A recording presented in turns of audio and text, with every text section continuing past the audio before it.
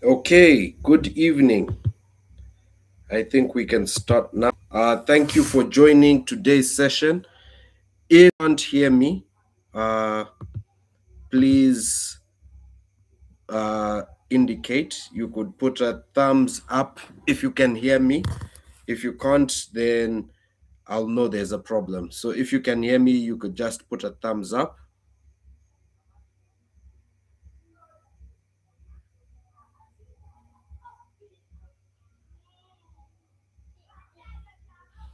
Can everybody hear me?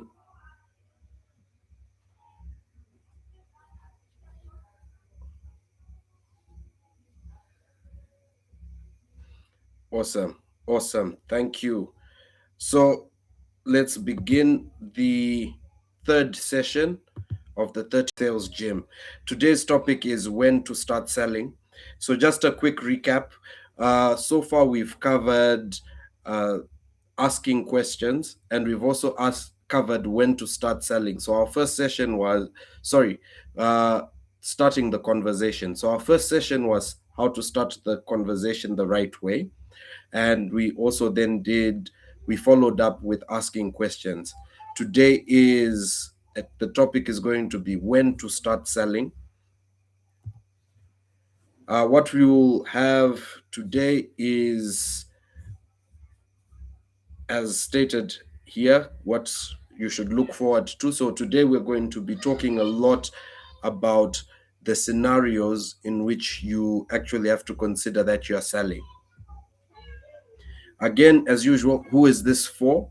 This is for sales reps. If you sell anything, are consistently in the field looking to improve your sales, you want to close more deals. This is also for business owners, people aiming to establish a business, or people who want to actually generate or improve their revenue for their businesses, and they're looking for tips on how to improve. It's also for business leaders. These are your managers, your executives, people who want to improve their teams and maybe beat targets. Uh, my name is Carl Capapiro. I've been in sales for quite some time now. I've sold everything from real estate to physical products, software as a service.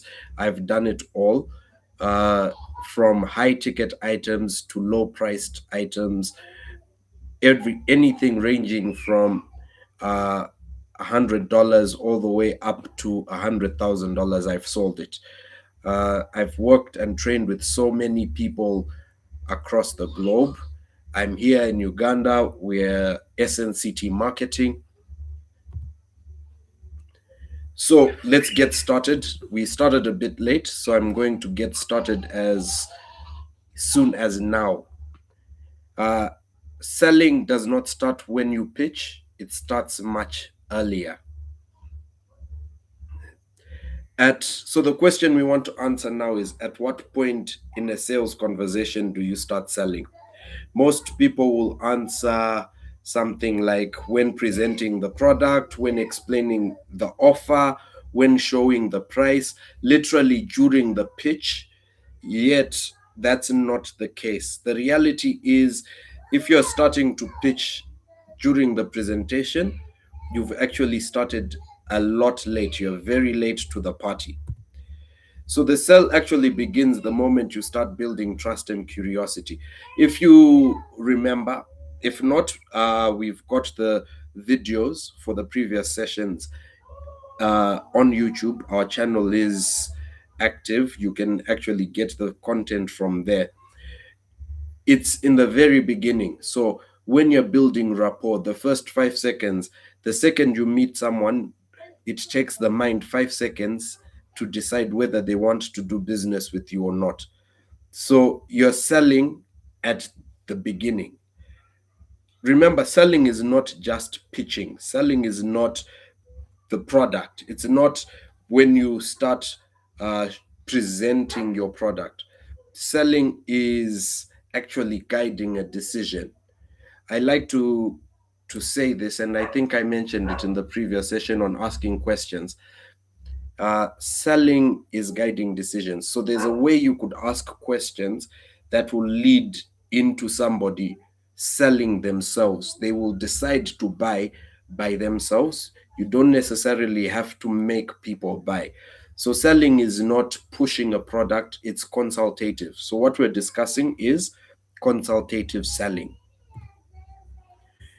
The five stages where selling actually happens. So the moment you get someone's attention, the first hello.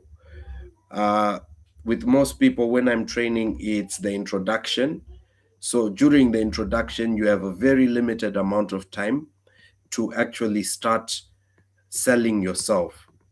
Uh, let's look at it this way: there are so many things you're selling at the same time. The first thing you have to sell is yourself. Once you've sold yourself, you then sell your organization, and then you sell the product. Why? Because people don't buy a product per se, they don't buy from an organization. They want to buy through relationship. And that's the case a lot in Uganda. People are buying through relationships. People buy you, they buy into you. If you believe enough in your product, people will buy. That's why if you do some research, you'll realize a lot of uh, the time people will not buy from a sales rep who doesn't believe in the product they're selling. So if you believe your product works, they buy. Simply sell yourself, sell the belief in the product. So it's the moment you get attention. Now, how do you start selling yourself? It's your tone, it's your posture, it's your haircut, it's simply how you present yourself and how you speak. If you're slouched and you are having a negative sort of slow tone, your confidence is low, people can tell. I think you've heard the saying, a dogs can sense fear. Well, flip it around and consider it this way: even your customers can sense when you lack confidence, and they are repelled. They run away from people who don't have confidence. That's where a lot of the self affirmations, positive thinking, motivational talk comes in, because you need to have that confidence in yourself in order for somebody else to have confidence in you. It is it is transferable, transmittable to the next person. Uh, Similar to your tone. If it's a call, imagine you're having a cold call, you're making a cold call, and you are negative. Automatically, the person on the other side, if you called and you're like, "Hello," the person on the other side will also respond in the same tone. However, if you called and you were a bit upbeat, you sounded confident, you sounded like you had a purpose for making the call, the person on the other side will reciprocate and also be upbeat. They will like you just because of how you talk. Then, when you ask questions, well, not just questions, here it says smart questions. The idea is asking questions is easy. Everybody asks questions, but you have to ask the right questions, what we call guiding questions. The person doesn't have a budget. So we need to understand what they mean by they don't have a budget. So you're going to structure those questions you have into uh, a string so that you can get to the bottom of what do they mean they don't have a budget. Simply, a rule of thumb is when you're starting a conversation, get three yeses. Three yeses, that means ask uh, ask questions where you'll get three yeses. It's the weather has been terrible today, right? Yeah, it's been terrible. And then continue with that string. The second you get three yeses at the beginning of a conversation, that's already selling. You're selling yourself. They're going to start liking you at that stage, or at least being more res- they'll be able to receive what you're saying, for lack of a better word to describe it. So they're more likely to say yes to you in future if they've said yes to you in the past. Then you're selling. Another stage where selling is occurring is when a prospect admits a problem. So in consultative selling, look at yourself as a doctor. You're a doctor, you have a patient in front of you. You're not simply going to uh, give them Panadol because they have a headache. You're going to ask them certain questions, check their blood pressure, check their temperature, even send them for blood tests if necessary. But you're going to first probe and understand the problem. Let the patient tell you their problem and admit that it's actually a problem. We can also do that by asking probing questions to fully understand what's going on with them. And in most cases, you'll find they don't actually know they have a problem. It's when you ask them several questions. So that you're peeling off their resistance like an onion through question until they reach the stage where they blurt out their problem. They say it out loud. And that all starts from the moment you get attention. It's the trust, it's the likability, it's all of that leading to them admitting their problem. So all of those stages, those three, you're selling. Uh, you are also selling when you position your solution. Uh, so your product usually has multiple problems it can solve. For example, a piece of real estate could serve as an investment in terms of rentals, and those rentals could be shops or they could be apartments or bungalows. It could also be a plot where somebody wants to build their house. A car could be a company car, it could be a car that they want to use for the family, uh, it could be a personal car, it could be something they want to buy for their ego, right? So they could be looking at buying a GLE or something better to soothe their ego. Whereas somebody else just wants a car to put a driver in the car and take the kids to school. On the other hand, someone else is looking for a car which is fuel efficient. So your solution, positioning your solution is critical. So it's also part of selling. Remember, your product can solve multiple problems. So it's how you position your product. And then it's when you ask for the decision. That is the end. So this is closing. We're going to do a lot uh, of content. We're going to do a few sessions regarding closing because closing is where a lot of people have difficulty. How do you get the final decision? How do you get someone to part with their money and invest in your solution? That is the end. So selling is also occurring at that stage. So here's what salespeople get wrong. Salespeople tend to rush into the pitch. They don't understand the problem the prospect or the lead, whichever word you're using, uh, they don't understand the problem the prospect is facing. So what they end up doing, what a majority of sales reps end up doing is they start pitching the features of the solution. So if it's a software solution, you start pitching modules. If it's a property, you start pitching uh, the location of the land 1 kilometer away from the main road. But that's actually not going to solve their problem because you don't know the problem they're facing. So it's a question of what is the challenge they're facing, understand that, understand their need, drive them to accepting that they do have a need, and then pitch. So if you're rushing into pitching, you're getting it wrong. Then you are waiting until the presentation to influence the decision. The decision, influencing the decision starts from the very beginning, from do they like you? Do they like you as a person? So it's looking in the mirror and saying, am I likable? Does this person like me? And then doing whatever it takes for them to like you. So if you're waiting until the presentation to start flexing your rapport skills, then you've already got a problem.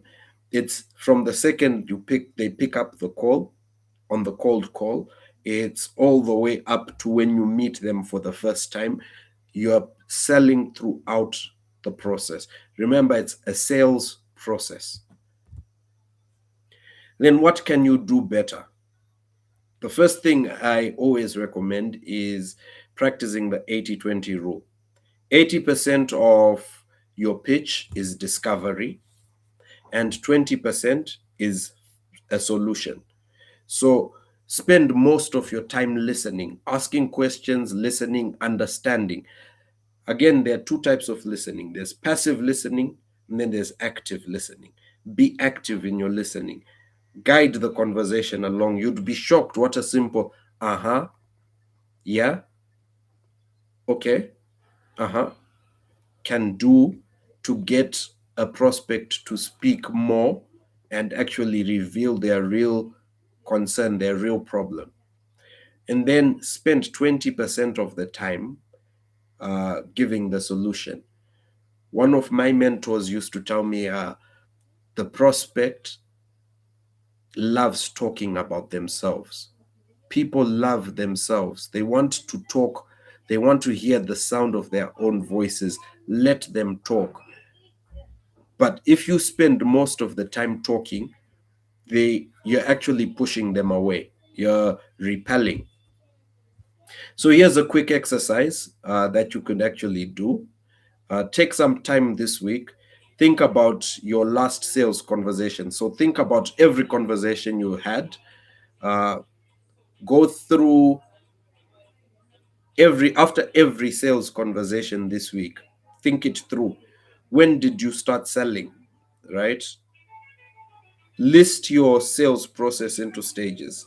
You've got your introduction, you've got your uh, building of trust, you've got your pitch, and then you've got your close. When in that process did you start selling? And then which stage did you stop selling? Did you stop adhering to the 80-20 rule? Did you stop asking questions? Which stage did you skip? So that's the exercise. I want this session to be practical. So I would want you to actually go out, try this, try the exercises. We're going to be creating a platform for people to come in. You register, you become a member, it will be free, and we'll be able to share the results that we're having from this. The idea is, from my experience, from what I know, the second you change, tweak these few things, you should start getting instant results. That's why we're doing this once a week. So when should you start selling? The average salespeople start selling when they present the product. Good salespeople start selling when they understand the problem. Great salespeople start selling the moment the conversation begins. So the second you say hello, you're selling. The difference between saying what's up to a prospect and saying hello, that is already selling. What's next? So we're going to be diving deeper into the 80-20 rule. I have a video, a 2 to 3 minute video, which is on YouTube discussing the same, but we're going to discuss it in further detail. Then next we'll be doing ABC, which is always be closing. And then we go into objection handling. And finally, we've got the buyer persona. These sessions are weekly, 7:30 to 8 p.m., 30 minutes, bite-sized, actionable lessons. We're going to be doing this for 49 weeks now, since this is the third week. So 49 more weeks. Every week, for free 7:30 to 8 p.m. The goal why we're doing it is, again, we want to help you grow your sales and become more consistent. Uh, to add value, what else does SNCT marketing provide? We provide one-on-one coaching, we do events and activities, we can provide we have the mastermind for sharing knowledge and organizational training and sales strategy audit. So we also go into organizations and we do consultations with them. Feel free to visit our website, snctmarketing.com, to read our blog posts, subscribe to a newsletter. It's all available for you. So, SNCT Marketing, here's some more information. We aim to develop strong sales teams. So, this is to conclude our session for today. Thank you very much for attending. I hope you got enough value from this. I hope you're getting enough value. We're going to be opening up the channels for feedback. You can reach out on WhatsApp. I think we're going to be distributing channels for feedback, though most of you who are live already have our contact details. Please give us the feedback. Okay. Thank you very much for your time. Enjoy the evening. If there are any questions, please put them into the chat box here. I'll leave maybe 3 minutes. We have 3 more minutes, 2 minutes now. You can feel free, type what you have in the chat box, and I will answer as much as I can.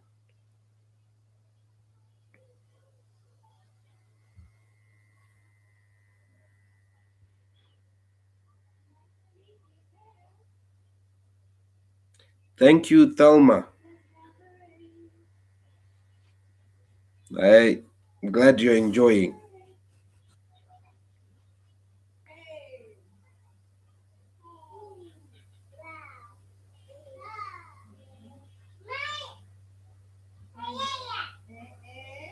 Okay, so again, this session is going to be on our Facebook, on our YouTube channel. So you can feel free to just go back in if you need to. If anyone missed, they can always find it there. Thank you very much. We're going to close the session off. Good night.